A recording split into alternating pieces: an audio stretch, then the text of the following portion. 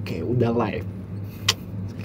Tuan-tuan dan nyonya-nyonya, kembali lagi bersama kami Pinus Press dalam Pinus Podcast seri ketiga.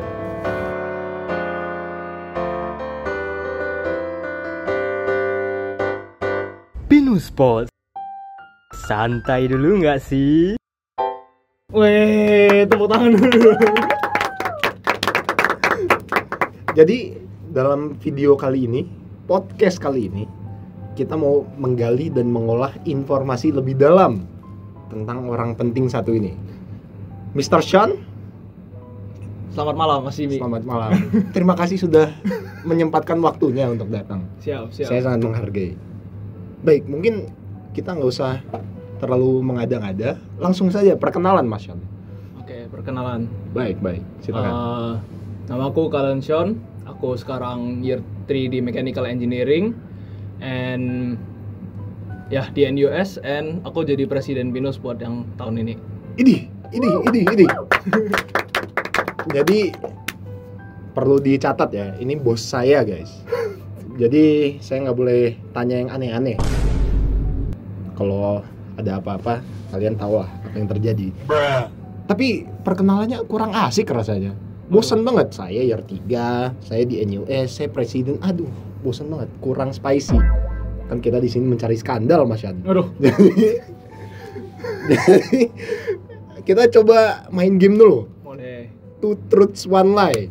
Anda kasih saya two truths one lie, terus saya tebak yang mana lainnya. Oke. Biar lebih asik. Boleh. Setuju. Setuju. Baik. Mari, silakan. Perlu waktu mikir? Ada. Ada, udah. Ya. Wih, gila. Oke. Pantesan jadi presiden. Aduh. Cepet banget mikirnya. Silakan. Oke, pertama, gue pernah hampir tenggelam di kolam renang. Kolam renang mana aja nih? Ya, kolam renang mana aja. Oke. Oke, terus kedua, gue punya luka permanen dari bolpen.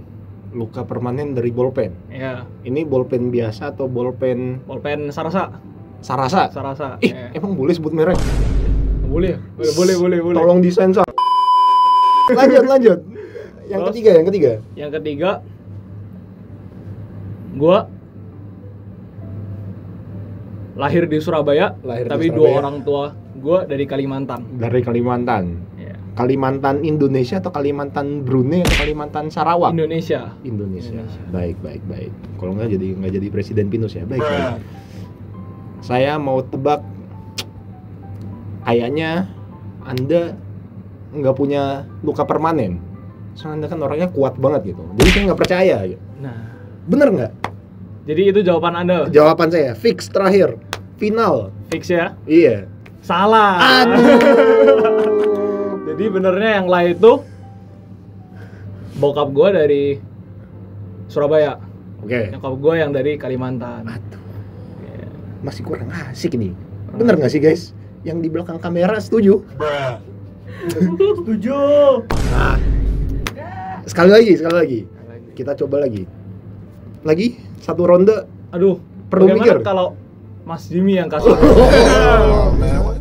Gak bisa, kan saya interviewernya di sini.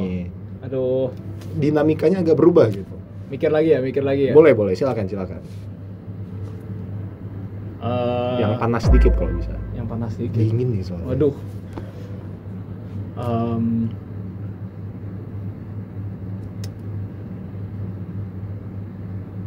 Gua orangnya nggak pernah mandi air panas. Oke. Kayaknya sih bohong ya. Lanjut. Terus pernyataan kedua, gua nggak bisa makan pedas sampai Desember lalu. Oke. Ya. Yang Ketiga, gua aslinya nggak mau masuk NUS. aslinya nggak mau masuk. Waduh, asik ini. Bisa dibahas. Baik. Coba saya pikirkan. Kayaknya sih yang pertama yang lain. Karena menurut saya Anda itu orangnya cool banget. Jadi kalau dikasih sama air panas nggak cocok gitu. Menurut saya. Menurut Anda? Iya. Menurut Anda? Betul. Menurut Anda? Bagaimana, bisa diklarifikasikan? Sepertinya Anda masih salah. Karena yang lain sebenarnya gue bisa makan pedas sebelum Desember lalu. Oh, kan Anda orang Surabaya ya? Ya, cuman nggak suka aja gitu. Tapi tahu balap kan namanya. Di Surabaya nggak ada tahu balap. Itu Madura ya? Madura kali ya, Madura mungkin. Salah. Coba orang Madura jawab di komentar. Komentar di bawah guys. Komentar di bawah ya. Cekidot. Kalau iya jawab Y, kalau Iya. enggak jawab N. Nah, oke. Baik, terima kasih Mas Yan, terima kasih. Siap. Oke. Jadi kita gali lebih dalam ini. Tadi kan ada yang masalah aslinya nggak mau masuk NUS ya. Nah, benar. Tapi mungkin kita track back sedikit dulu. Mungkin Anda mau cerita tentang masa SMP atau SMA gitu. Masa SMP ya? Iya. Gimana pas SMP belajar doang gitu atau main bola gitu atau gebukin anak orang, yang mana yang benar? Nggak boleh. Enggak, kan saya anaknya halus-halus aja. Oh iyalah, kan Anda presiden, diplomatik banget. Iya, benar. Silakan. Jadi sebenarnya gue dulu waktu SMP itu anaknya lumayan kuper lah. Tahu kuper nggak masih? Kurang perhatian. Kurang pergaulan. Kurang pergaulan. Orang tua saya menjadi saya. Ya, jadi sebenarnya SMP itu gue kurang punya temen lah. Karena sebenarnya banyak teman, cuman kayak yang gue ngerasa deket dikit gitu. Karena waktu SD kerjaannya belajar mulu gitu. Jadi waktu SMP bawaannya temannya nggak gitu banyak. Apalagi dulu tuh kan biasalah kalau SMP kita pasti ada kumpulan anak-anak cool gitu kan ya. Anak-anak keren. Gitu. Agak bego jujur ya. Nggak apa-apa. Lanjut. Tapi gue nggak ngikut sama mereka gitu. Jadi otomatis temennya dikit. Jadi waktu jujur SMP gue lumayan nggak memorable lah. Oke. Cuman waktu SMA baru lumayan memorable nih. Soalnya waktu itu? SMA gue ngerasa banyak anak baru kan, apalagi di sekolah gue dulu itu emang banyak lah anak dari luar pulau, luar kota yang masuk buat belajar situ gitu. Oke. Jadi gue berusaha nyari teman lagi, akhirnya dapat beberapa teman dekat, terus gue juga berusaha buat ikut OSIS. Ini ikut OSIS dulu. OSIS. Gimana tuh? Coba diceritakan. Jadi benernya kelas 10 gue nggak berencana ikut OSIS. Awalnya gue mikir apa karena SMP gue diem-diem aja gue jadi anak rada cool gitu, rada keren gitu. Ini misterius gitu Misterius. ya. Ini. Tapi ternyata gue lebih menemukan kalau gue cocok sama anak-anak OSIS gitu, sama kelas gue. Jadi gue kira ya udah gue masuk OSIS aja gitu. Cuman buat main-main aja benernya. Tapi akhirnya kebawa sampai kelas 11 sampai kelas 12 gitu. Jadi akhirnya memanjat tangga karir OSIS dong. Ya lumayan. Bisa diceritakan mungkin awalnya kan main-main doang nih. Ya. Ikut divisi apa yang paling divisi main-main gitu? Sebenarnya bukan divisi main-main, cuman gue ngerasa dulu ini lumayan cocok lah sama gue. Gue masuk divisi departemen kreativitas lah. Ini. Jadi benernya itu kayak si acara gitu kalau di OSIS lain. Ya nyari judul acara lah, bikin acaranya gimana konsepnya segala. Terus ya karena gue cuman bawahan, jadi kayak waktu itu ya lumayan nyantai banget. Tapi waktu itu fun fact nih. Apa tuh? Waktu gue OSIS kelas 10, gue cowok satu-satunya. Waduh. Gue cowok satu-satunya dari angkatan gue. Emang Anda ini pria yang sangat rare, Mas. Sabar dulu. Karena ya tadi salah, anak SMA nggak mau lah ikut OSIS gitu kan, culun gitu kan ya.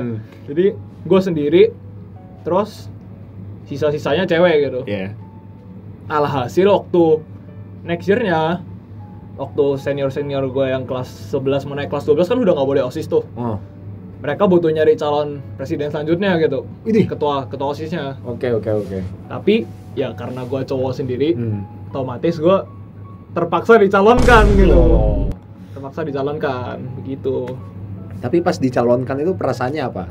Apakah lu ngerasa kayak ini gimana ya? Tangga yang mesti gue naikin lah gitu? Atau lu kayak ngikut-ngikut aja gitu? Atau lu kayak awalnya nggak mau atau gimana? Jadi gue dulu nggak gitu mikirin lah. Gue kayak ya udahlah ikut-ikut aja gitu. Toh kayak gue ngeliat ketos sebelumnya juga seru lah, soalnya kan cuman murid-murid doang, terus nggak not that deep lah, not Iya, that deep. iya. Jadi gue kira ya udah gas aja gitu. Terus kebetulan yang jadi lawannya juga teman baik gue gitu.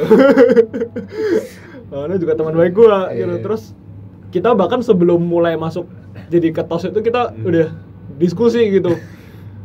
Benernya lu mau jadi ketos nggak? Terus dia juga jawab nggak mau.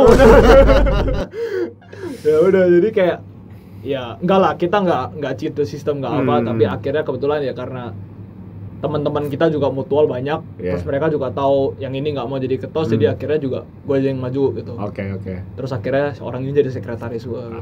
I see. Menarik. Lah tapi ini pas lu ketos itu kan lu seangkatan di bawah gua kan? Berarti itu lu tahun berapa nih? 2020 itu pandemi sudah menyerang belum? Negara api sudah datang. Iya, 2020 ya benar. Berarti 2020 lu kelas 11. Kelas 11 itu gue menjabatnya. Tapi kan sebelumnya ada kampanye apa sebelum itu kan waktu kelas 10 akhir. Iya. Jadi benernya waktu plan apa segala itu masih belum Covid kan gitu, kita mulai lockdown Maret ya? Maret kalau nggak salah. Kurang lebih. Gue mulai itu kalau nggak salah ya Maret awal sebelum lockdown itu. Terus jadi akhirnya udah ada Covid tapi belum lockdown. Iya. Terus akhirnya untungnya sempat kepilih dulu, kelantik dulu, upacara dulu gitu. Oh, jadi upacaranya masih live gitu? Upacaranya masih live. Ada foto gantengnya lah? Gak ada. Oh. Gak ada. Sampai sekarang gue nggak punya at least gitu. Tim edit nanti bertanggung jawab buat cari Photoshop ya, terus nanti tolong ditempel fotonya. Ada gitu. Baik, lanjut. Bisa dicari nanti. Iya, terus nggak lama 2 minggu setelah, kalau nggak salah 2 minggu setelahnya langsung lockdown. Oh. Walaupun gue belum technically udah menjabat, belum menjabat lah, soalnya masih masa transisi kan. Itu gue udah kena mental udah. Masa tahun gue pertama langsung lockdown gitu kan. Lalu gue udah kayak, gue udah rencana bikin tim yang kayak bagus lah at least orang-orangnya, terus nanti bikin event gini, udah ada visi. Lockdown. Jadi sulit gitu akhirnya. Betul, Mas Shan. C'est la vie, begitulah hidup. Tapi jadi gimana nih? Pas lu jadi ketos, tapi pas lockdown kan. Jadi kayak pengalaman lu ngemimpin pas lockdown itu gimana sih? Apa yang lu lihat yang beda lah? Oh, oke. Yang beda pertama secara program. Soalnya semua kalau misalnya kita dulu kayak mau nentuin program apa segala dari departemen kreativitas aja, kita biasanya ada kayak template lah dari tahun lalu sebelumnya. Kayak apa-apa aja gitu.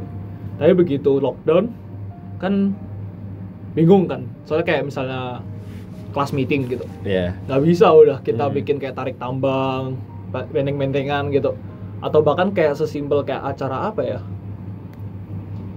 Valentine gitu kali ya. Aduh, itu mah yang paling rame itu. Nah, dulu kan emang rame gitu kan, kalau udah di betul. sekolah udah bagi-bagi apa semua gitu. Betul. Tapi malah nggak bisa. Jadi kayak gue benar-benar harus mikirin ulang lagi kayak apa yang harus dilakuin apa segala. Untungnya ya ketos sebelumnya gue lumayan deket lah, jadi kayak dia masih mau bantuin, masih mau bantu brainstorming apa segala, kasih saran. Jadi kayak at least gue nggak alone lah waktu itu. Terus yang sulitnya lagi itu engagement dari muridnya gitu. Iya, soalnya kan di rumah sekolah aja malas ya. Iya. Ada kasur. Nggak masalah rumah aja gitu, bahkan kayak kan banyak yang COVID waktu itu, jadi kayak bener. pasti OSIS sekolah gini udah bukan prioritas lagi gitu. Jadi kayak gue mau bikin waktu itu ada kelas meeting. Akhirnya aku bikin online kan. Terus mereka malah kayak yang datang itu kayak harusnya satu kelas 25 orang, yang datang cuma 12 gitu. Kayak lecture di NUS. Benar. Sabar dulu. ya gitulah. Ngerti kan ya. Paham. Ya, jadi kayak waktu itu lumayan down lah. Gua ngerasanya kayak aduh, masa gagal banget gitu, kayak masa cuman dikit banget gitu. Tapi akhirnya ya gue sama tim gue mikir kayak ya udah, ini kita juga memulai sesuatu yang baru, kita yang ngeset trennya. Jadi ya udah gitu, namanya juga first experience. Ya gitulah mostly masalahnya. I see. Dapat kena brand of the collision ya. Lo kayak pertama jadi OSIS, jadi ketua OSIS, terus tiba-tiba lockdown. Benar. Make sense sih. Gitu. Tapi kan jadi ketua OSIS tetap aja ya, walaupun lockdown bakal sibuk gitu ya. Gimana lu, apa waktu lu jadi ketua OSIS itu udah mikirin soal uni gitu, kayak gue mau masuk mana gitu? Mungkin kita bahas soal lu awalnya nggak mau masuk NUS gitu. Oh, nanti Pengen masuk mana? Iya, boleh silakan. Okay. Mungkin kasih tahu dulu aja pas lu jadi ketua gitu, kayak apa lu udah mikirin uni gitu? Oh, oke. Jadi trace back dikit, waktu SMP kan gue bilang gue kurang pergaulan tuh. Iya. Jadi ya kerjanya dulu belajar gitu. Tapi gara-gara SMA gue berusaha buat ngerubah mindsetnya jadi nyari temen, otomatis gue nggak mikirin uni gitu. Iya. Gue cuma mikir ya udahlah nanti cari sekolah bagus lah gitu. Tapi gue dari dulu tuh punya mindset gue nggak mau di Indo. Bukan karena gue ngerasa uni Indo jelek ya. Iya. Gue yakin bagus-bagus juga gitu. Cuman kayak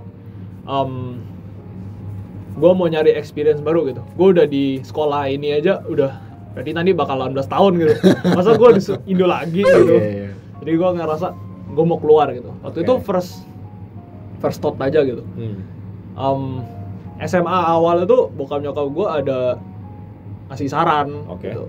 Karena koko sepupu gue tuh di NDO. Fun fact. Ya. Terus ya biasalah di keluarga nyokap gue tuh cowoknya ada 3 doang gitu cucunya. Jadi karena gue yang kedua pasti gue dibanding-bandingin sama koko sepupu gue gitu. Standar. Karena dia masuk NDU ya pasti gue kayak masuk NTU NUS nggak sih? Kasih paham ya. Kasih paham. Iya. Tapi ternyata gue nggak peduli waktu itu. Kayak kelas 10 gue masih kayak aduh masalah nanti nanti nggak penting. Ya udah, terus kayak waktu ketos pun apalagi waktu ketos gue nggak mikirin. Soalnya kayak kalau gue nggak ngurusin OSIS ya gue main sama teman gue gitu. Gue nggak pedulin yang lain. Baru mulai mikir itu kelar OSIS. Soalnya begitu kelar OSIS kan dari gue yang sibuk jadi nggak ada apa-apa gitu. Jadi nggak ada apa-apa. Terus gue juga mikir kayak gue harus mikir apa gitu. Gue harus siapin apa. Bingung ya. Iya, apalagi kalau udah kelas 11 akhir kan guru-guru udah kayak nanti kemana gitu. Nggak salah. Apalagi dulu tuh gue di kelas IPA 1 lah. Wih, yang paling keren dong, elitnya. Ya bisa dibilang Classroom of bukan the elite. bukan gara-gara kayak di seclude banget gitu, cuman karena ya raport gue masih oke gitu. Oke. Ya online juga kan. Sabar dulu. Iya. Terus ya biasalah guru-guru mereka nanya ke anak-anak IPA 1 gitu. Nanti kalian kuliah di mana? Di luar ya gitu. Apalagi ada satu guru yang gue lumayan hopeng lah gitu. Dia ngomong kenapa nggak keluar aja gitu. Terus gue kayak baru mulai nimbang di situ. Terus biasalah sebagai anak Indo, lu mikirnya pasti paling gampang yang deket-deket dulu gitu.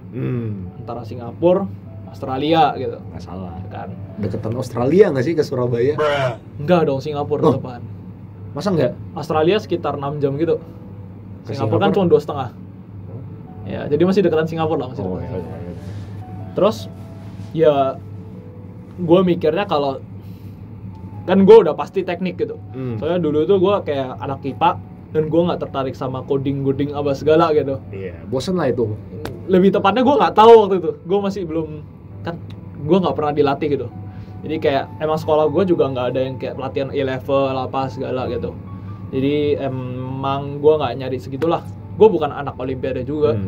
Kayak gue nggak olimpiadenya tuh achievement terbagus gue waktu SMA tuh lomba juara 1 Inggris gitu.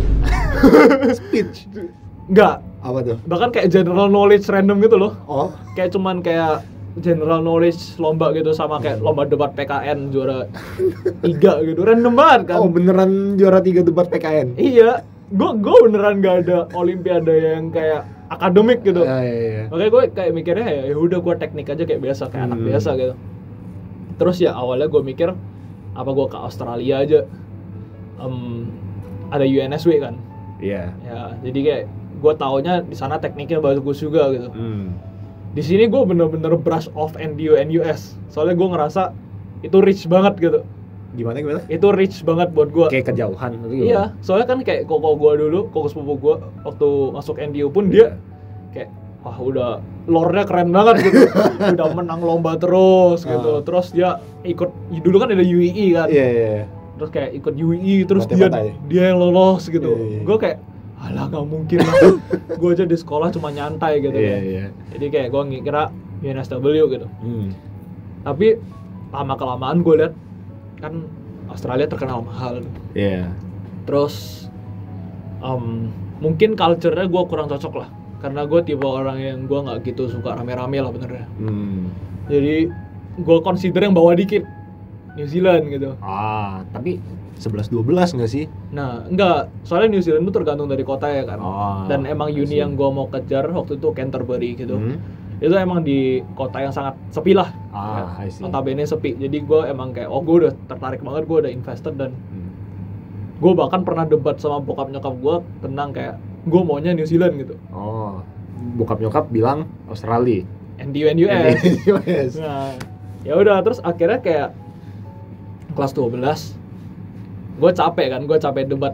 Kayak gue ya udahlah, gue ngerasa kayak kenapa nggak dicoba. Bokap nyokap gue juga bilang coba aja lah, kalau gagal ya udah tinggal kesana kan gitu. Terus ya udah gue coba. Pertama tuh NDU gara-gara UII kan, masih ada UII. NDU masih ada UII. Ya. Terus gue inget gue exam itu gue nggak ada persiapan apa-apa. Kayak gue ada les lah A-level kayak persiapan NDU biasanya gitu. Tapi kayak gue les juga nggak dengerin.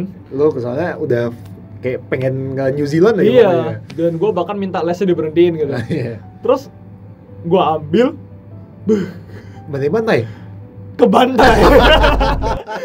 Nilai gue keluar kan yang matematika, fisika oke lah, fisika masih oke. Matematika keluar gue udah kayak aduh udahlah. Terus entah kenapa waktu itu gue lumayan breakdown gitu. Padahal gue juga nggak ngarep masuk NDS kan, cuman gue breakdown kayak, aduh gue lumayan bodoh juga gitu. Kenapa gue bakal nyoba gitu. Terus waktu mau daftar NUS, bokap nyokap gue ya bilang coba aja, tapi gue udah lumayan discourage lah. Jadi lu tahu kan kalau anak-anak SMA yang sekarang lah at least yang masuk NUS, mereka kalau persiapin essay apa segala kayak beberapa hari gitu kan baru disubmit. Gue beneran cuman ngisi formnya 1 jam udah sekali submit gitu. Sama essay sejam. Gue tulis di tempat terus gue nggak baca lagi gitu. Soalnya gue ngerasa kayak udahlah gitu. Kayaknya nggak mungkin juga gitu. Terus long story short, entah kenapa masuk gitu. By chance. Ya, jadi kayak ya udahlah akhirnya di sini gitu. I see. Jadi moralnya ya guys ya, bisa dicoba dulu guys. Kayak Mas Shan ini awalnya kira nggak bisa masuk, tiba-tiba jadi orang paling keren satu NUS. Gila. Itu namanya karakter development ya nggak Mas Shan ya? Benar, coba aja, nggak salah. Baik. Jadi emang lu pengennya mechanical engineering nih gitu pas masuk? Daftarnya emang Mech Eng. Gue pasti mau teknik. Itu udah pasti, soalnya kayak bahkan gue waktu kayak tes minat bakat gitu kan. Itu nunjukinnya kayak emang mekanik banget gitu. Jadi kayak gue kayak ya udah pasti teknik gitu. Cuman setelah gue timbang-timbang, gue nggak bermaksud apa-apa ke major lain ya gitu. Sabar dulu. Cuman gue ngerasa mechanical yang paling cocok sama skill set gue. Dan gue nggak suka biologi, gue nggak suka kimia. Dan jadi gue cuman udah mechanical aja. Dan menurut gue itu paling diverse juga gitu. Jadi ya udah akhirnya gue milih mechanical dan gue cuman milih mechanical gitu. Jadi dari 5 pilihan subjek itu lu cuma nomor satunya satu mechanical. Dan gue nggak ngisi yang lain. Soalnya gue ngerasa ya udah kalau gue nggak keterima ini, gue ke uni lain aja gitu. New Zealand ya. Iya, gue nggak mau major lain gitu. Emang ya lumayan batu lah, lumayan batu lah. Ya gitulah. Tampan dan pemberani banget. Tidak peduli. Waktu itu tidak peduli. Ya. Loh jadi akhirnya dapat NUS nih. Lu kayak udah fixin langsung NUS aja gitu. Tapi lu kayak udah pas dapat NUS udah buang aja Canterbury gitu, atau lu masih ada kayak internal konflik gitu? Waktu gue dapat infonya, gue pertama nggak ngasih tahu bokap nyokap gue. Gue tahu infonya tuh waktu gue lagi main olahraga sama teman gue gitu. Gue kira main molek. Kan itu COVID udah reda-reda kan, jadi gue udah mulai kayak olahraga lagi gitu. Terus gue lagi buka gitu, abis lagi break, gue buka di email gue, loh, you have been accepted to engineering gitu. Gue kayak, aduh, gue nggak mau ngasih tahu bokap nyokap gue gitu. Soalnya kalau gue kasih tahu, pasti disuruh masuk situ gitu. Terus kayak gue akhirnya ngasih tahu tuh waktu gue pulang.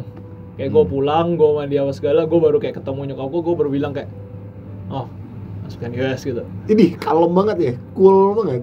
Ya enggak, jadi kayak gue benernya nggak excited juga gitu. Soalnya kayak kan gue awalnya nggak mau masuk NUS karena gue udah kebayang stres apa segala gitu. Dan gue ngasih tahu, gue udah tahu gue bakal disuruh ke situ. Even though gue yakin bokap nyokap gue bakal tetap trust Dukung pilihan lah, gue iya. lah gitu. Cuman gue tahu mereka pasti akan lebih yakin, lebih tenang kalau gue milih NUS Of gitu. course. Tapi ya gue kayak harus konsul sama teman-teman gue juga. And ya baru kayak akhirnya gue ngomong lah ke bokap nyokap gue kayak gue keterima, tapi belum bisa bikin keputusan gitu. Tapi bokap nyokap gue waktu itu actually ngerti gitu. Kayak mereka ngomong ya terserah keputusannya gimana. Tapi akhirnya ya gue memutuskan kayak kalau NUS mungkin masa depan gue lebih terjamin lah gitu, mungkin. Jadi kayak sekalian aja udah nggak apa, udah keterima juga. Kan banyak orang yang mungkin nggak dapat opportunity ini juga gitu. Ya udah, jadi kayak gue baru akhirnya terima gitu. I see. Menarik juga. Lore-nya the lore deepens. Mari kita gali lebih dalam, guys. Benar. Oke. Jadi segmen kedua nih. Ini kan kita udah tahu ceritanya Shan pas dia masih SMP SMA gitu. Sekarang kita gali lebih dalam pas kuliah gitu. Boleh. Jadi of course kan ke luar negeri itu kayak pasti kerasa beda lah. Walaupun at least gue personally ya, walaupun gue kayak ngerasa dari kelas bahkan dari gue SMP gitu, gue kayak pengennya ke luar negeri gitu. Tapi pas tetap ke luar negeri itu udah kayak ada shock dikit aja gitu, kayak kerasa beda gitu. Ada nggak perasaan itu buat lo? Oke, gue clarify dulu. Lu dulu kan Olimpiade kan, OSN kan? Iya. Ya. Jadi gue yakin lu seperti anak-anak NUS lainnya at least sudah pernah ada pengalaman, ya pernah lah kena mental gara-gara Olimpiade gitu. Ya kan? Kebetulan. Bener lah. Iya. Nah, kembali lagi gue nggak pernah Olimpiade. Bahkan to the extent of OSN atau kayak bahkan kayak yang dulu tuh gue pernah ditawarin kayak buat yang seleksinya tuh, lo tau gak sih? OSK ya. Enggak, yang kota ya? Yang kota ya. Iya, benar kota. Jadi gue disuruh ikut itu gitu. Gue nggak mau. Skip. Waktu SMA iya beneran gue skip gitu. Soalnya kayak aduh males gitu. Terus jadi Olimpiade terakhir gue yang actually serius itu cuman waktu SD. Jauh banget. Nggak dihitung. Dan itu pun gue kebantai. Soalnya dulu tuh gue ikut, lu tahu Omits nggak? Omits itu yang bukan yang madrasah kan? Enggak, dia Olimpiade Matematika ITS. Oh. Jadi punyanya ITS. Uni Uni yang di Surabaya tuh. Gue ikut itu. Lu bayangin itu kan skornya kayak biasa lah Olimpiade, kalau lu bener dapat plus berapa, kalau salah minus. Kosong 0 gitu. Nilai gue tuh min 2. Nilai gue tuh separah itu gitu. Itu biasanya star syndrome itu isi. Pokoknya isi aja gitu. Iya, gue ngerasa waktu itu untungnya teamwork gitu. Jadi gue sama-sama turu sama teammate gue gitu. Terus kayak bahkan yang paling bagus itu aja OSK yang Quark. Quark SD kan. Ya udah, tapi itu udah SD banget gitu. Jadi gue kayak begitu gue masuk NUS, gue nggak tahu materinya gimana. Modul pertama yang gue ambil itu MA1505, which is basically this modul matematika yang apa ya, kalkulus kalau nggak salah. Kalkulus. Gue datang week pertama, gue lihat sedikit asing bukan? Sedikit asing, tapi gue masih bisa ngerti gitu. Soalnya walaupun online gue dulu masih baca lah, gue masih nggak level. Gue beneran masih kayak gue masih baca materi sekolah, jadi gue masih bisa ngerjain lah dikit-dikit gitu. Terus gue inget gue week 1 udah ke library. Gue week 1 udah ke library guys. Soalnya gue udah gak bisa ngerti kalau di kamar gitu. Bentar, konteks dulu ya. Biasanya itu kalau yang ke week 1 udah library gitu, ada istilahnya di NUS. Namanya kiasu atau tryhard lah.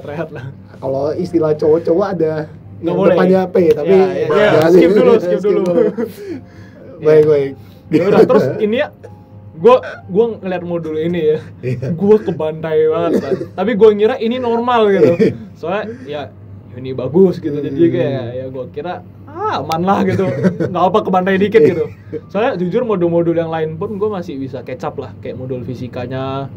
Terus adalah modul-modul yang kayak fluff mode-nya lah, yang kayak modul-modul project perencanaan umum lah, dan lain-lain ya. Jadi kayak gue masih kayak oke lah, ini doang yang ke bantai gitu. Terus gue kira tuh teman-teman Indo gue juga bakal gitu.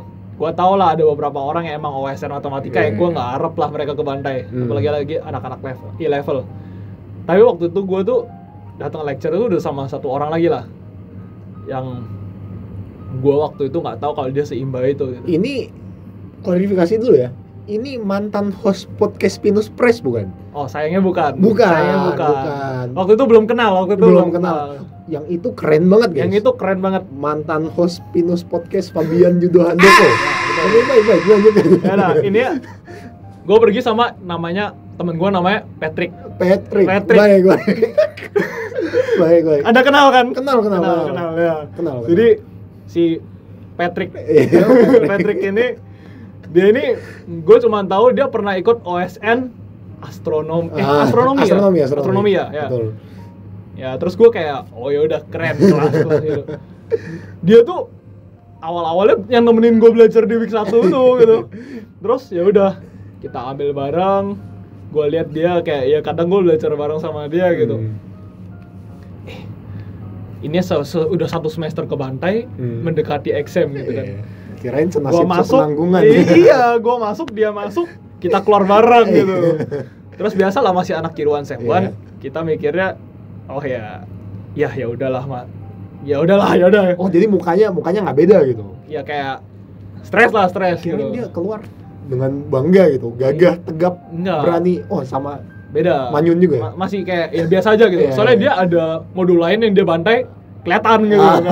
Yang ini dia kayak manyun gitu. Jadi gue kayak oh ya udah gitu. Kalem. Terus pertengahan Desember nilai keluar. Waduh, ini dia. Disitulah gue mulai realize kalau sebenarnya gue ini sedikit jerami di antara diamond gitu. Gue lihat nilainya, aduh. Dan sampai sekarang modul itu jadi nilai paling jelek gue di NUS. Ya, jadi kayak disitulah gue nyadar kalau emang NUS itu sesusah itu gitu. Dan gue harus nyadar kayak kalau untungnya gue cepet nyadar gitu kalau misalnya emang orang-orang di sini beda lah kemampuannya. Dan sayangnya gue nggak on the upper echelon gitu. Jadi kayak akhirnya gue berusaha menjalani semester selanjutnya dengan mikir nggak apa-apa, gue udah berusaha yang terbaik gitu. Tapi tetap berusaha. Tapi awal-awal bener-bener ke bantai. Jadi kayak gue inget gue kayak stres banget gitu. Gue cerita ke bokap nyokap gue bahkan nggak homesick gitu. Kayak entah kenapa gue nggak homesick, tapi gue merasa gue nggak bisa handle. Bahkan itu sampai berlalu sampai year 1 sem 2. Ya jadi kayak gue butuh setahun lah buat recover baru bisa stabil gitu. Ya gitu. Jadi menurut lo inilah hal paling menantang lo di year 1 gitu. Iya. Tapi kan sekarang udah keren lah, year 2 nilai makin bagus gitu. Year 3 tiba-tiba jadi presiden Pinus gitu. Berarti udah makin keren lah dan udah makin berkembang gitu. Jadi kalau lo look back gitu, mungkin ini buat para penonton juga ya, advice-nya Mas Yan bisa kita dengarkan gitu. Menurut lo kalau look back ke year 1, how do you think you could have handled it better gitu? I think cara gue nge-handle better ya, mungkin satu aspek aja gue ngerasa gue terlalu depend on people waktu year 1. Gimana? Bukan berarti nggak boleh ya kalian bertemanan apa segala gitu. Cuman gue ngerasa waktu gue year 1, gue yang nggak ngerti apa-apa, gue tuh ngira orang-orang lain nggak ngerti apa-apa juga gitu. Jadi gue ngira kayak kita senasib.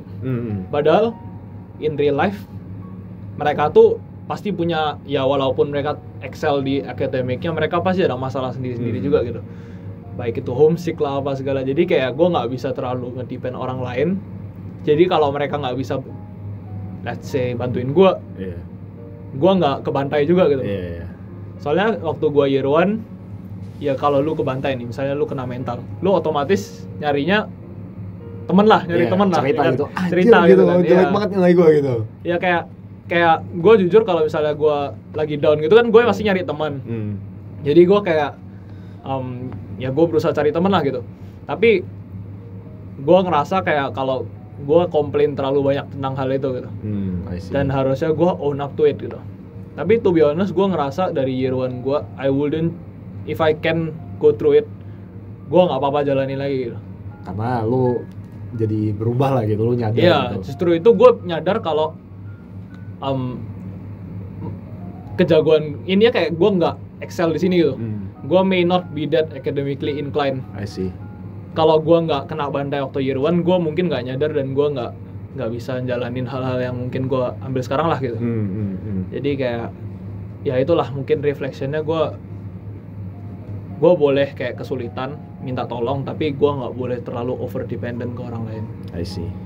Make sense. Tapi sekarang dengan lu udah nyadarin itu tuh, menurut lu kuliah jadi lebih ringan gitu atau gimana gitu? Atau masih aja sama beratnya? Mungkin secara workload Yeah. apa kayak susah tetap susah, tapi kayak jalaninnya jadi lebih tenang aja gitu. Right. Soalnya kayak gue nggak terlalu mikirin kayak apa yang jadi hasilnya lah ini ya. Gue berusaha, biasanya kalau misalnya lu ngambil modul lu mikirnya oh nilai gue nanti gimana gitu kan. Yeah. Tapi jujur gue sejak year 2 gue udah mikirnya kayak gue berusaha belajar sebanyak mungkin lah. Apa yang gue bisa tangkap di otak gue ya udah gue tangkap di otak gue. Right. Tapi masalah hasil ya nggak bisa ngomong juga kan. Yang gitu. penting udah usaha. Yang penting udah usaha. Jadi gue berusaha belajar sebanyak mungkin. Toh kalau misalnya ujiannya gue ngeflop, at least gue udah belajar yang gue udah belajar. Jadi kalau gue nanti baca lagi gue ngerti gitu. Right, make sense. Ya jadi kayak lebih nyantai lah. Pada akhirnya jadi lebih nyantai gitu. I see. Jadi intinya kayak nggak usah terlalu fokus ke hasil, kayak fokus aja ke yang lu bisa perjuangin gitu. Yeah. Dan kalau if it works, kalau enggak Ya udah jadi belajar aja. Yeah, right, make sense. I guess mindset gitu penting sih pas udah masuk kuliah, soalnya kan banyak ujian ya Mas Shan. Iya, banyak banget ujian dan cobaan gitu. Iya. Baik. Tapi kalau kata ini lagi, gue mau quote orang yang paling gue hormatin nih. Iya. Mas Fabian Judo Handoko. Oh iya. Mantan host Pinus Podcast, katanya Iya. God only gives test to his strongest soldiers. Nah, Katanya benar. gitu, kata Mas Fabian. Baik, keren banget sih. Keren. Tapi gue setuju. Ini tadi kan ini kita lagi di dorm nih guys, buat recording video. Ini saya lihat Mas Shan nih orangnya buru-buru banget. Lagi ada kesibukan apa nih? Lagi intern kah? Fun fact guys, gue datang duluan sebelum dia. Iya, gue lagi intern. Lagi intern gitu. Iya. Intern di mana, boleh diceritain nggak? Jadi sekarang gue lagi intern di HP. Ya. Role gue mechanical design engineer lah. Kayak di tim R&D-nya, which is R&D itu research and development. Jadi basically our job itu buat improve on our products. Jadi kayak biar kayak nanti kita bisa bikin improvementnya, kita bikin prototype terus baru dirilis ke market gitu. HP ya. HP. ini sponsornya Ferrari itu bukan? Benar ya. Tim Iya. yang kalah mulu. Aduh. Tech collaboration mereka juga Real Madrid. Tapi tidak dibahas. Aduh, malas liatnya. Iya, begitulah. Begitulah. Jadi itu lu improve proses manufacturing ya kan? Bukan, gue Gimana? improve di produknya. Jadi actually gue udah intern kedua ini. Intern pertama gue itu di manufacturing engineering. Ya, jadi waktu intern pertama gue emang gue kerjanya di improve manufacturing process. Tapi waktu gue mau ngejar internship kedua, gue ngerasa gue harus ngambil role lain lah biar kayak bisa test the waters kan. Ya.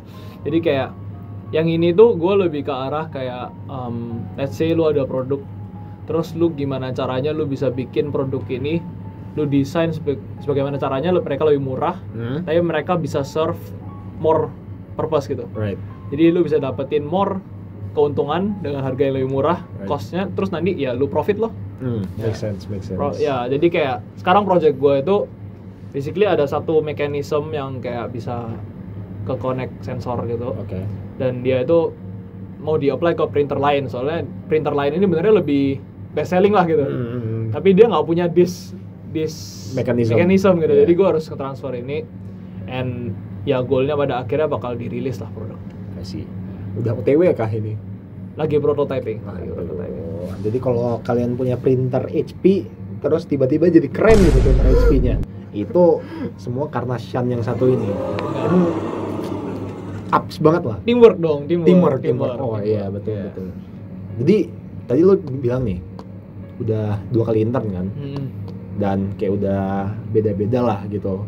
Iya. Menurut lu gimana untungnya intern tuh apa sih? Misalnya buat anak-anak di luar sana gitu yang kayak masih bingung, gua liburan mau ngapain gitu. Terus considering intern, menurut lu untungnya intern itu apa? Sama dengan lu intern 2 kali nih, gimana intern itu udah ngubah cara pandang lu tentang masa depan lu gitu? Kayak apa lu udah dengan lu intern 2 kali kayak lu udah tahu pengen ngapain gitu masa depan dan ada gambarannya dan lain-lain gitulah. Oke. Untungnya ya yang jelas dulu ya pasti buat bagusin resume lah gitu. Iya. Ya nanti waktu lu hire ya kan mereka ngeliat resume lu udah 2 kali internship, otomatis ini udah ada pengalaman lah gitu. Di HP lagi. Sponsornya Ferrari. Aduh iya.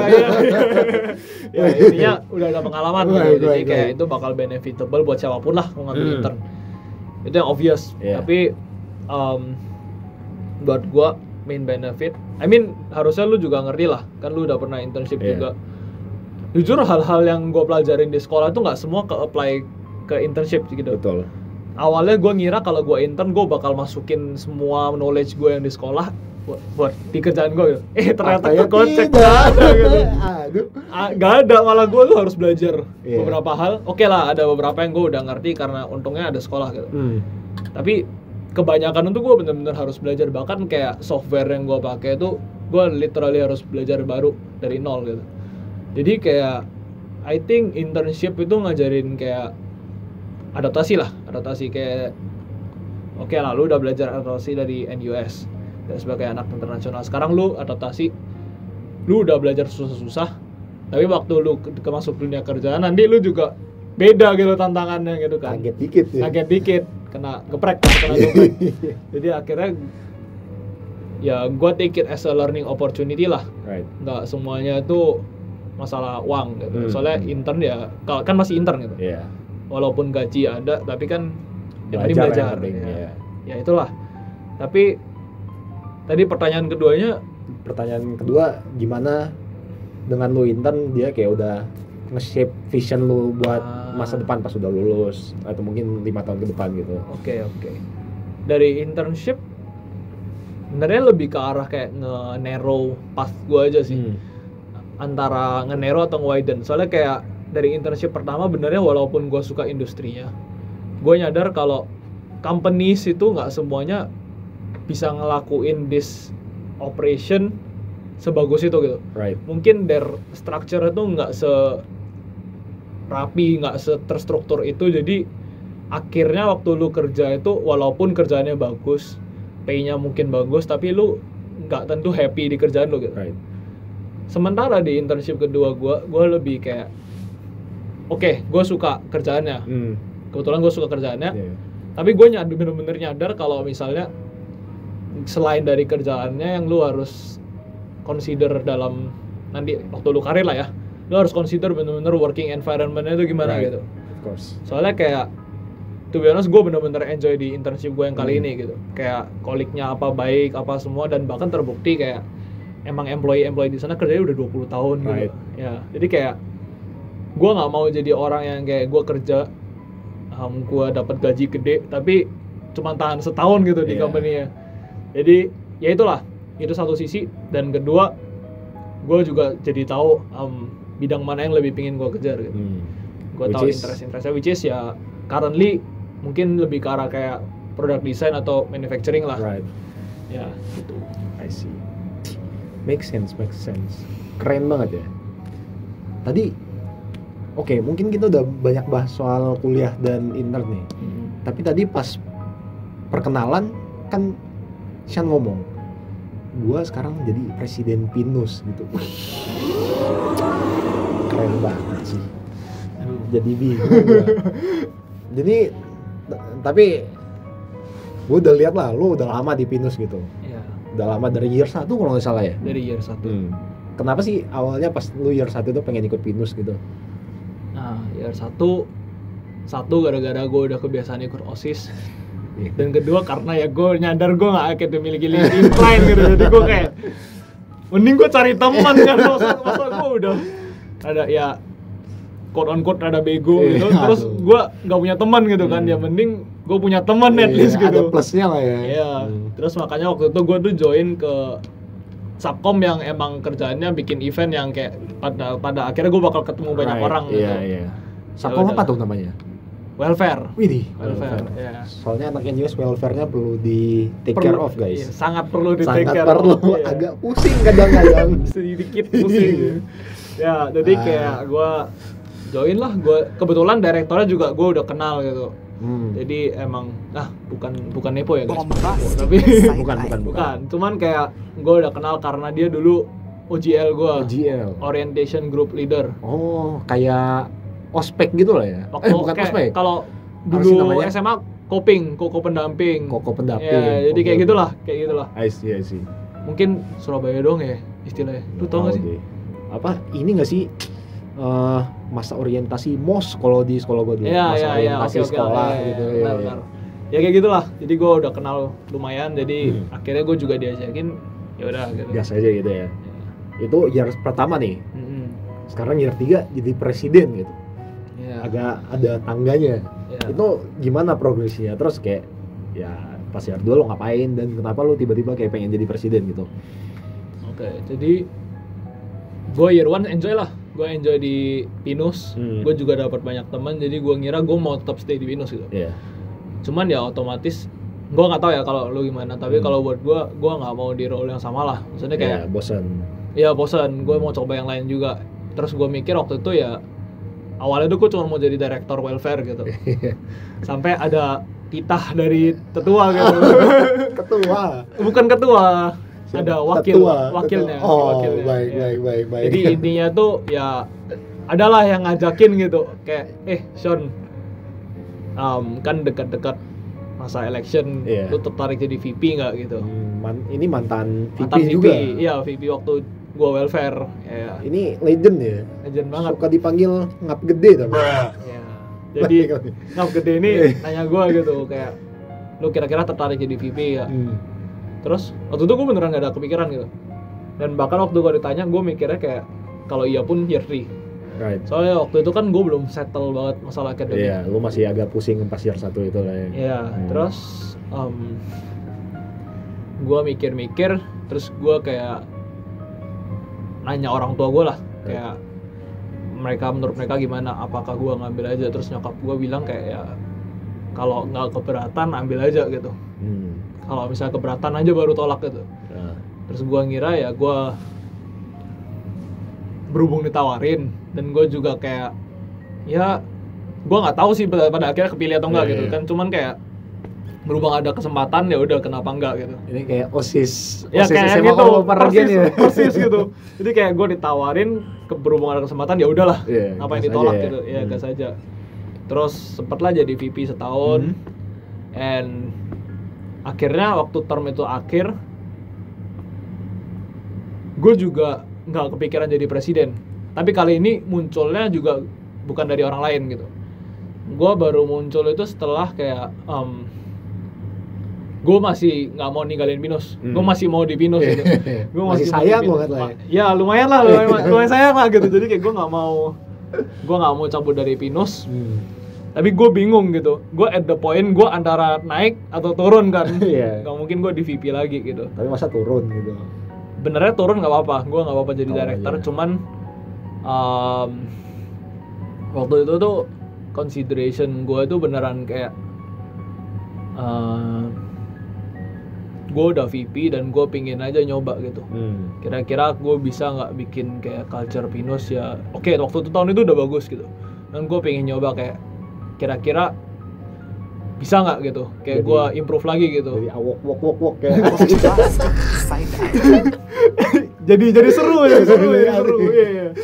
Kayak ada lah beberapa hal yang gue pingin coba gitu. Dan kayak gue ngerasa mungkin kalau gue jadi director itu on a lesser scale lah. Iya, kurang bisa bawa lah. Dan gue juga ngerasa kalau misalnya gue jadi kayak bawahan, gue mau ngusulin ya mungkin nggak se impactful itu juga. Dan enak juga lah. Kayak enak juga gitu. Jadi gue ngerasa ya udahlah, cobalah. Kalau ini gue nggak di eksternal gitu ya. Kali ada dorongan dari dalam ya. Akhirnya gue coba. Tapi dilemanya waktu itu gue inget kan year 3 itu kan gue mikirnya VP year 3 aja gitu. Iya. Terus awalnya tuh plan gue tuh benernya internnya year 2. Gue geser ke year 3 soalnya gue VP gitu. Kenapa gue sekarang presidennya waktu intern gitu. Jadi akhirnya gue dilema, tapi waktu itu akhirnya gue kayak bodo amat, bisa sikat aja. Ya udah, jadi alhasil jadi presiden. Dan faktanya beneran bisa guys. Saya sebagai anak buah Sean ini nggak disuap, nggak diancam, nggak diapa-apa ya. Gue bisa testify Sean ini presiden yang keren. Jadi malu. Ih, kamu bisa aja. Habis ini makan-makan kan? Iya. Jadi, tapi gue yakin lah dengan tadi gue bilang Sean presiden yang keren gitu, di belakangnya ada filosofinya lah, kayak ada semacam pengertian Pinus itu mesti ngapain sih sebagai suatu organisasi gitu. Dan kayak tugas seorang presiden itu ngapain aja, udah pasti ada gambarannya lah, makanya bisa dieksekusikan dengan baik gitu. Jadi mungkin bisa diceritain dikit soal gambaran lu tentang ini. Oke. Mungkin lu sebagai anak Year 4 udah ngerasain, dan kalian yang anak 10 years juga udah ngerasain mungkin beberapa ya. Kalau term sebelumnya ya jujur presidennya emang jauh lebih berkarismatik daripada gue lah. Lu harus ngaku gitu. Enggak dong. Kan emang mereka kayak gue ngerasa ya. Yeah. Sejak gue SMA pun ketos sebelumnya atau kayak presiden bahkan Pinus gitu, gue ngerasa mereka emang punya kayak gimana yang jelasinnya, kayak mereka tuh kalau lu lihat oke lah masuk orang ini emang presiden gitu. Kayak bahkan waktu gue VP, gue ngelihat partner gue jadi presiden, gue juga respect banget gitu. Soalnya dia emang kelihatan sangat cocok for his role gitu. Itu bukan jadi presiden Pinus lagi tuh. Aduh. Kasih 15 tahun jadi presiden Indonesia. Nah, boleh kita dukung. Nanti kita sebut kita teman dia gitu. Jadi gue ngelihat mereka bisa punya karisma kayak gitu, dan cara mereka jalanin Pinus juga setiap orang masih beda-beda gitu. Right, yeah. Nah, waktu gue jadi presiden, gue tau lah gue orangnya, gue punya banyak temen juga bukan karena gue orang yang berkarisma gimana, gue punya accolades seberapa banyak gitu, tapi karena ya gue genuinely berusaha punya temen lah gitu. Jadi gue mikir kenapa nggak gue jadiin Pinus jadi tempat orang nyari temen gitu. Valid. Nah, tapi dengan cara gue tuh nggak bisa serius gitu orangnya. Jadi bisa dilihat. jadi daripada gue kayak belaga serius banget, kenapa nggak dari awal gue set tone aja kalau gue mau Pinus tahun ini rada ngelawak gitu. Lucu-lucuan aja ya. Bukan in the sense that kita kerjaannya lawak gitu, cuman kayak bener-bener kayak have fun while doing it gitu, lah. Iya. Makanya buat orang-orang yang telah privilege melihat yang melihat presentasi gue di awal gitu, ngerti lah. Kayak gue pengen nyampein kayak kalau vision gue buat Pinus tahun ini tuh gue ngutamain Pinus sebagai keluarga. Keluarga, wadah buat orang bertumbuh, of course, sama tetap organisasi sama komunitas gitu. Which is kalau diambil akronimnya kok gitu. Artinya ngelawak tetepan kan. Jadi kayak gue emang pengen Pinus ini intinya bikin keluarganya dulu. Masalah kayak performance apa segala sebagai organisasi ya emang lah pasti ada bare minimum yang kita perlu sampein gitu. Tapi yang penting orang-orang enjoy aja gitu gue pengennya. Dan ya itulah yang gue berusaha jalanin selama ini gitu. I see. Keren sih guys. Gua ini bukan gimmick doang nih keluarga. Kan biasanya kalau lu kayak pergi ke kantor-kantor gitu, our team is a family itu kan lu kayak jijik gitu. Ya. Apaan sih? Tapi ini berasa kayak gimana ya? Emang berasa kayak keluarga gitu lah, kayak lu saling bantu dan kayak lu bisa saling cerita gitu dan lain-lain gitu. Sama kayak di divisi press juga sangat kerasa kekeluargaan. Hidup press. Hidup press. Oke. Jadi mungkin gue mau nanya nih yang asik dikit gitu. Kan lu udah jadi 3 tahun di Pinus nih. Udah 3 tahun di Pinus dan sekarang lu jadi presiden gitu. Gue mau nanya jujur-jujuran tapi ini ya. Iya. Divisi favorit lu di Pinus apa tuh? Dan jawabannya press kan? Kenapa jawabannya press? Gue nggak politik ya. Cuman bukan divisi favorit lah. Oh, gimana? Cuman emang gue dulu kan gue ikut welfare, dan gue ngerasa emang ini divisi yang seru gitu. Tapi setelah gue jalanin lagi ya kayak seru, tapi pasti ada ups and downs juga lah. Intinya semua Salkom juga gitu, press gue yakin pasti, juga ada lah. Tapi jujur kalau lu inget, lu sendiri masuk press gara-gara apa gitu? Lu inget gak? Gua masuk press karena gue pengen bikin konten. Betul. Nah, gue juga kan sesuai dengan visi gue emang pingin kayak gue deket sama orang-orang lain gitu. Dan gue nggak gimmick, sumpah gue nggak gimmick. Cuman gue percaya. Gue beneran sempat tertarik mau ikut press. Beneran kayak awal year 2. Justru bahkan year 2. Ini sebelum gue jadi presiden. Waktu presiden udah nggak kepikiran gitu. Ayo gue waktu year 2 gue sempat mikir pindah ke press gitu. Soalnya intinya gue waktu VP gue pernah masukin satu kontennya gitu. Gue ngeliat waktu itu kontennya kayak udah mandi atau belum gitu. Bener lagi. Sama tadi yang host paling keren ya. Jadi kayak emang gue ngerasa gue liat konten itu juga menarik gitu loh. Kayak dan gue ngerasa ini mungkin hal yang bisa gue coba juga daripada gue nyoba gue balik welfare kan. Tapi ya waktu itu ya gue brush off aja, gue akhirnya memutuskan untuk presiden. Jadi bukan favorit lah, cuman kalau lu nanya gue paling interested yang mana? Gue bakal masuk press. Tapi gue suka semua subkom karena mereka ada keunikan sendiri-sendiri. Of course. Dengar ya subkom lain ya udah bersabda nih presiden. Gue suka kalian semua, jangan salah. Tapi yang tadi sebelumnya yang paling interesting press. Loh, kan personal. Ya udah. Take it as you will lah. Salahin Jimmy ya guys. Menurut gua sih ini pujian buat press ya, tapi terserah kalian lah. Baik. Kalau gini nih, kan lu udah jelasin soal filosofi lo. Sekarang gue pengen denger nih pesan lu buat yang bakal jadi presiden Pinus berikutnya. Kan belum tahu nih ya. Belum Apakah ada orang-orang keren di sana yang pengen menyalonkan diri gitu? Mungkin bos gue di Pinus Press pengen menyalonkan diri gitu. Mungkin. Yang di belakang kamera gitu. Tapi ya mungkin lo bisa kasih pesan gitu. Pesan, kesan, saran ya. Ketua apalah terserah. Pesan kesan dulu lah. Pesan Kesan boleh. Pesan atau kesan dulu? Ayo. Pesan dulu deh, pesan. Pesan enggak deh. Oh, gimana? Kesan dulu. Kesannya udah. Soalnya dari kesan bisa ngasih pesan terus baru ngasih saran.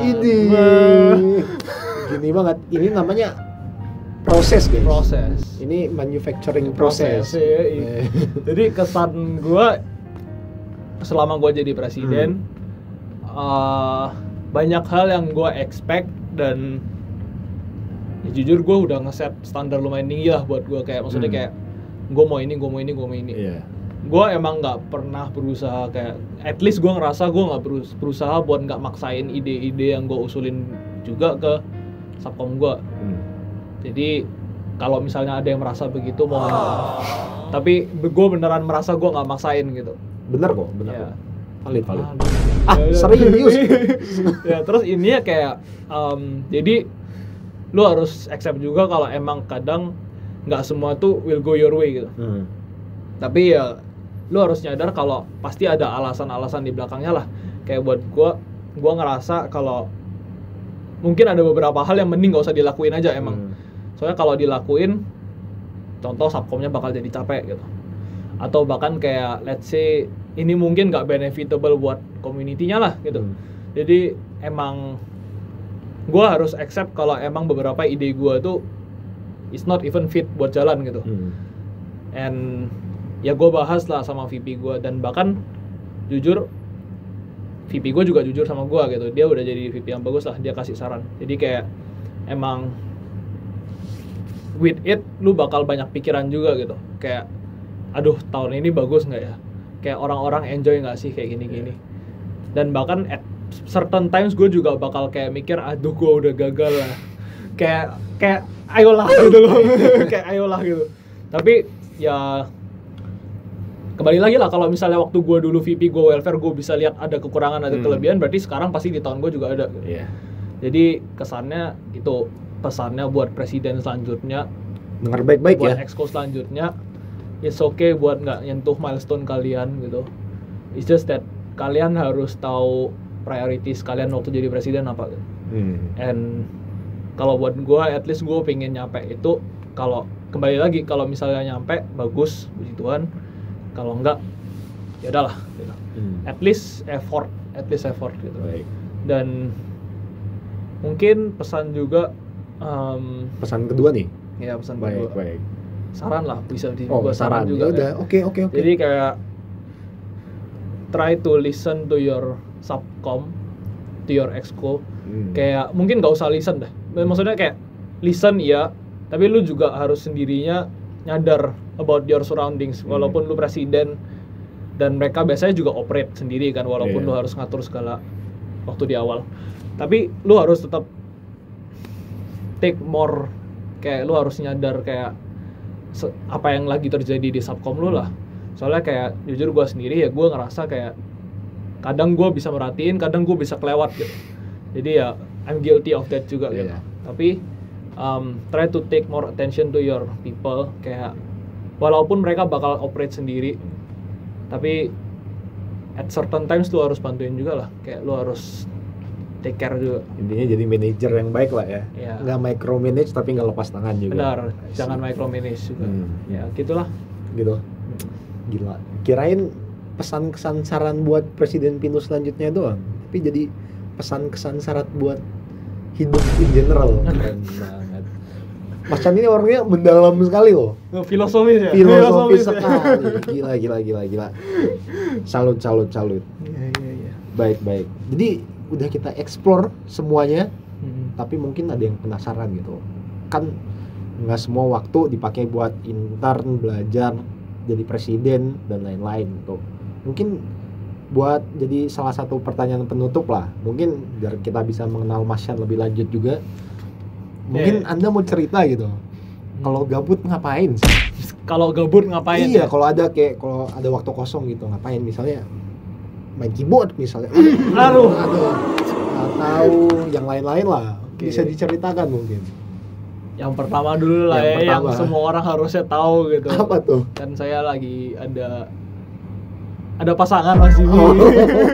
Ada pasangan. Jadi kayak emang ya harus ada komitmen. Jadi emang kalau ada free time ya meluangkan waktu, apalagi LDR. I see. Dan membantu juga kan? Iya, membantu juga buat kayak daripada gue gabut banyak pikiran kan. Iya. Jadi support. Oke. Mau ada pesannya nggak? Mau kasih pesan nggak? Hidup akan berjalan baik-baik saja.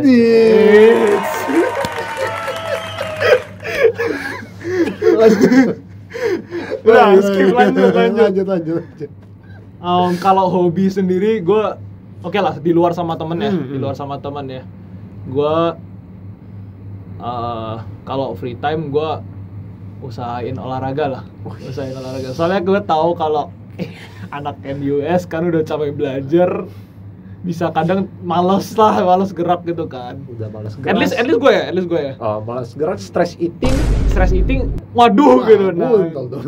iya year one gue gitu. Jadi kayak pada akhirnya gue nyoba buat olahraga lah. Tapi kayak jujur kayak olahraga yang kayak kardio, let's say kayak badminton apa segala itu kan lebih susah ya. Soalnya kan kita harus book venue apa segala. Jadi gue berusaha olahraga, gue nge-gym lah. Oh, bisa sendirian bahkan ya? Iya, bisa sendirian dan juga nggak gitu lama kan. Relatif nggak gitu lama. Ya lumayan seminggu kayak 3 kalian di kamar kali. Jadi ya oke lah buat ngisi waktu juga gitu. Push pull leg ya 3 kali ya. Gak Udah kardio setiap hari kalau itu.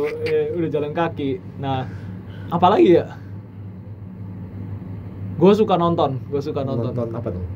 Gue belakangan ini banyak nonton drama Korea. Waduh. Drama Korea. Bukan karena gue orang yang sangat melo suka nonton romance gitu ya. Tapi gimana? Lebih ke arah yang gue nonton juga nggak romance mulu gitu.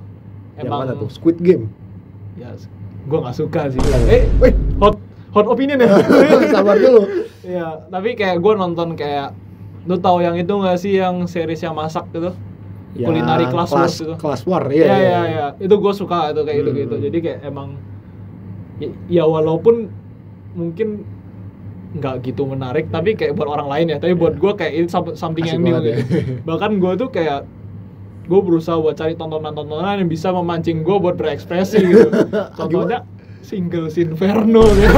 Sabar dulu. Gue nonton bukan buat nonton cowok-cowok ganteng ada cewek-cewek cantiknya gitu. Tapi gue suka menonton dan melakukan pemikiran kritis gitu. Pemikiran kritis gimana tuh yang kritis? Pemikiran kritis gue lihat orang ini gini, aduh, bener nggak sih? sedikit bodoh.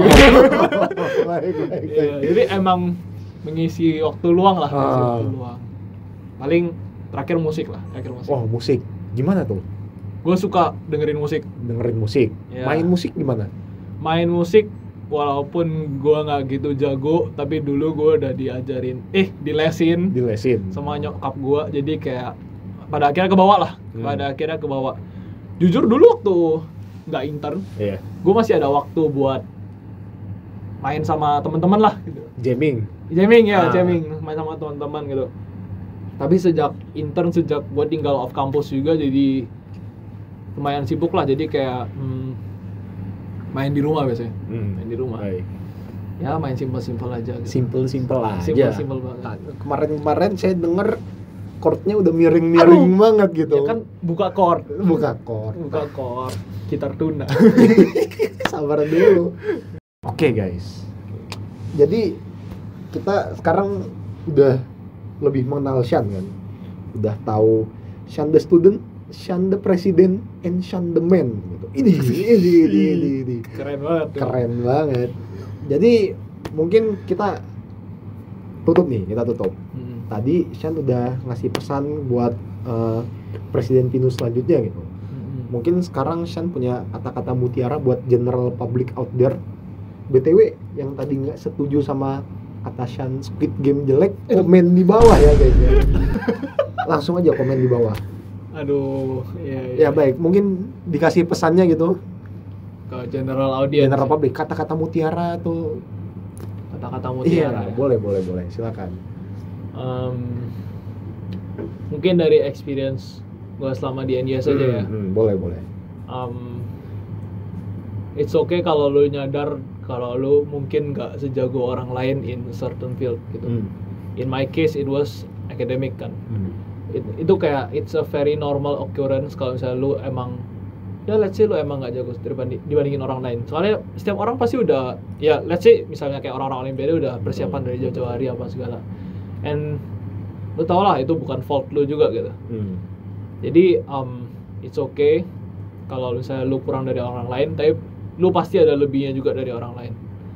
So try to capitalize that dan manfaatin aja lah. Jadi bisa tetap enjoy, apalagi yang anak-anak kuliah gitu kan, yang mungkin jauh dari rumah juga gitu. Try to enjoy your uni life. Nggak semua masalah akademik gitu, lu masih ada karir, masih ada kehidupan lain juga. Jadi tetap fokus akademik karena lu student, tapi academic is not everything lah. Right. Not everything. Make sense. Begitu. Gimana? Oh, oke Oke, banget, coba. oke banget. Kayak kalau kata legenda yang sering kita sebut-sebut tadi itu, teach a fish how to climb a tree gitu, Iya. and the fish will always remain an idiot gitu. Iya, Kalau kata legenda tadi. benar. Benar. Setuju ya Mas Yan ya? Setuju. Ya. Ya sudah. Baiklah kalau begitu. Terima kasih Mas Yan sudah datang hari ini. Terima kasih Mas Jimmy. Baik. Oke, jadi Sampai jumpa di podcast selanjutnya ya. podcast selanjutnya Baik, ada episode keempat yang paling keren, yang paling finale, ditunggu. yang paling kece. Yoi. Oke. Bye bye guys. Bye.